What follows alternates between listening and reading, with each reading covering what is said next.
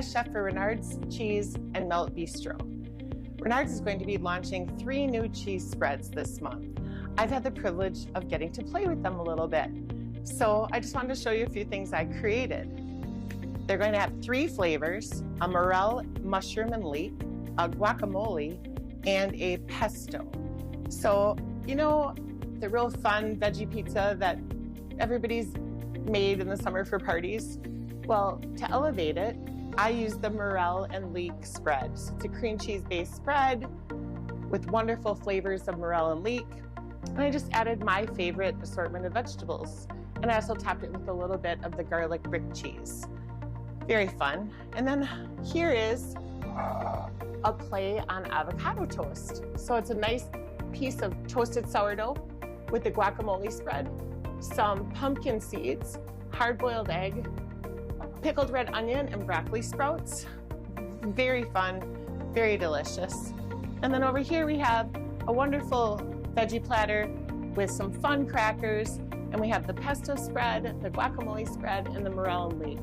Just really fun. It also makes a great addition to wraps, sandwiches. You can put them on burgers or chicken breast after they come off the grill. Really fun, really, really fun. So today, I thought I would show you, I did a really neat version, I think, of bruschetta. Very simple, store-bought puff pastry. And I just roll it out a little bit because there's a few seams in it and I don't want it to crack when I roll it. So basically just kind of roll out the seams. Simple as that. And then you use about a cup of the pesto spread, and you really, again, you can kind of do it to your preference. You really don't want to overfill it. It'll kind of ooze out when you bake them, but I think I used about a cup when I made it a couple days ago, and it worked pretty perfect. So just spread the pesto spread from end to end. So this will be the vessel for a bruschetta, which is pretty neat. I mean, you could also definitely do the guacamole one in here or the morel and leek and use other toppings for it, or no toppings at all. I mean, they're really good just the way they are as well. So we have this pesto spread. See that? And then I am going to just top it with some already diced roasted red pepper. Roasted red pepper and basil is just a great combination.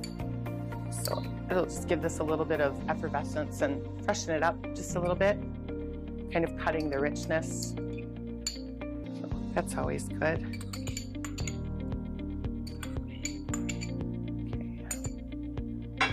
We'll spread these around a little bit better. All right. And then also about 2 tablespoons of roasted pine nuts. I just roast those in the oven. A little bit of olive oil, salt and pepper for 10 minutes, not even, maybe about 5 or 6 minutes actually, until they get nice and toasted, nice and brown. Put that on there. This is just such a fun way to elevate bruschetta, and so quick and easy. Again, store-bought puff pastry. Then we'll just roll this. Oh, actually, I'm gonna add a little bit of garlic brick cheese. I like the extra addition of the garlic, optional. Asiago or Parmesan would be great in here too. And you don't need to add another cheese if you don't want to, but I like just a little bit more. It's a nice little binder. All right, so then we just roll this one up.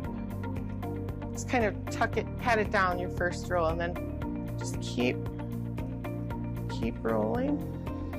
It's really nothing to it. It comes together so fast. It's kind of impressive when you serve it. So like you worked all day on it, but it just took a couple minutes. Then I kind of pinch the edges.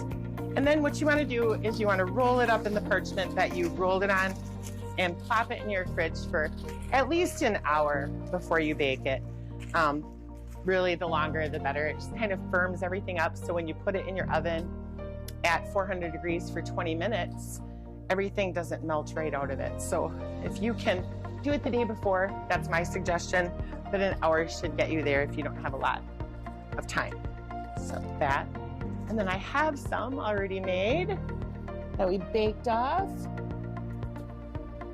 that I will show you.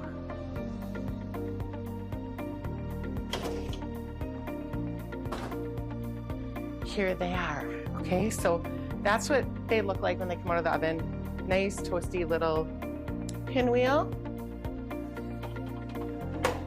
And then this is the finished product right here with the bruschetta topping, which I will go ahead and make for you right now. I think I'll taste that one later. No, they won't miss it.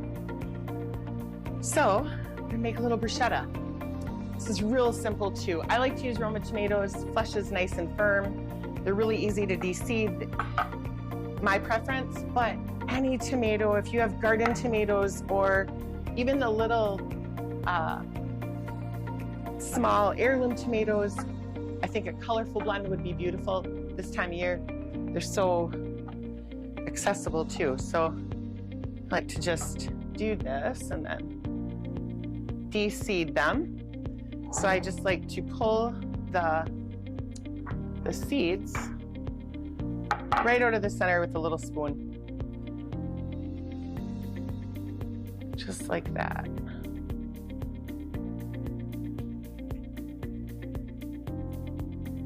And see how nice and meaty that flesh is? It just really stays together really well. So I think it's a great tomato for bruschetta, but again, anything goes. Do what makes you feel good. What you love. We have those done. And then I just want to cut these in nice thin strips. Little end off. Go ahead and just chop these.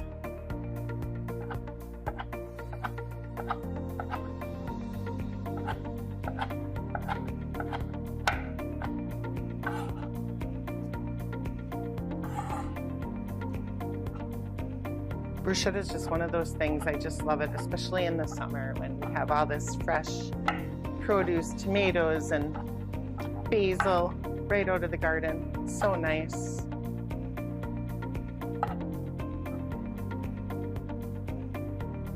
These spreads are so fun to work with. As soon as I tasted the pesto one, I was like, ooh, that is going to make a great addition to a crostini or some type of bruschetta.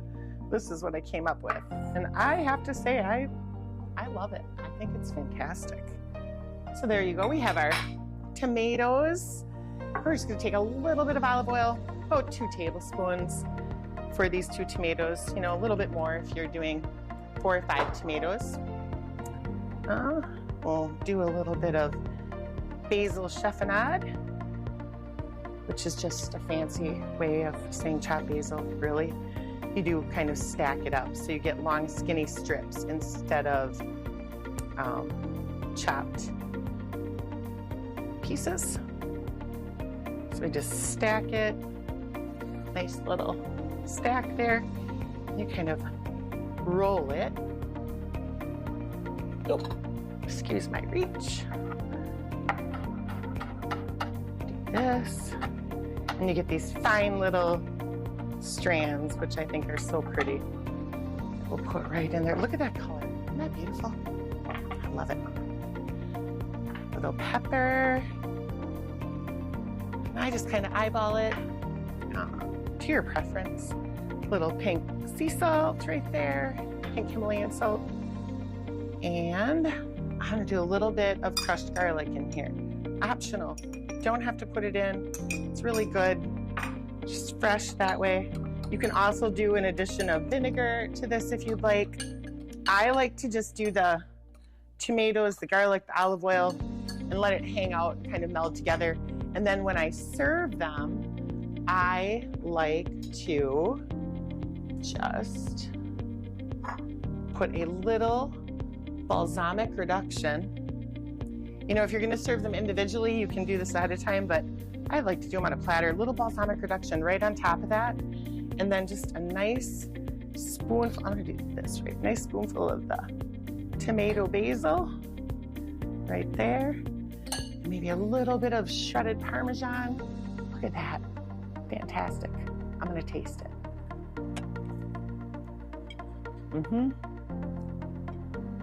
So good, so fresh. You won't be disappointed. Try it out. Head out to Renard's and get your pesto spread. You can thank me later. Thanks. Have a great day.